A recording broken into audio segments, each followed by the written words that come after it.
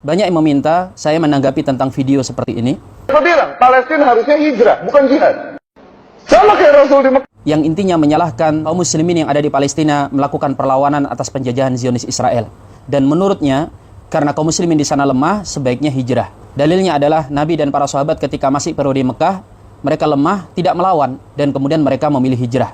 Benarkah pendalilan seperti ini? Tanpa mengurangi rasa hormat kami kepada pemilik pendapat. Tetapi mari kita tinjau ulang.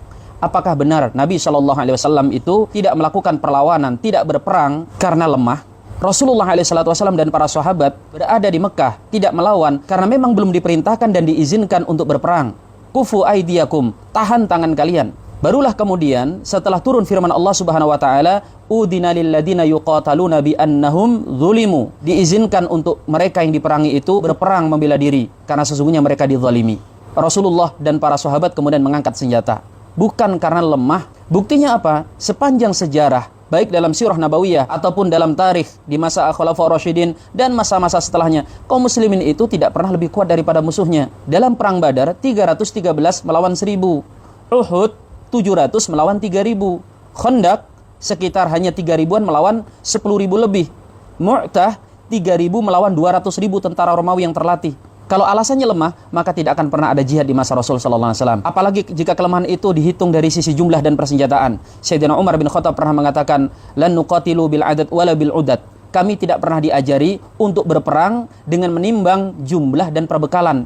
Kemudian hijrahnya Nabi sallallahu alaihi wasallam itu juga karena perintah dari Allah Subhanahu wa taala, bukan karena sebab tekanan musuh. Karena kalau berbicara tentang tekanan musuh, kaum muslimin ketika sudah berada di Madinah pun ditekan oleh musuh, bahkan lebih kuat lagi. Jika kaum muslimin yang ada di Palestina itu berhijrah, itu akan menjadi puncak kebahagiaan orang-orang Yahudi dan para penjajah yang ada di sana.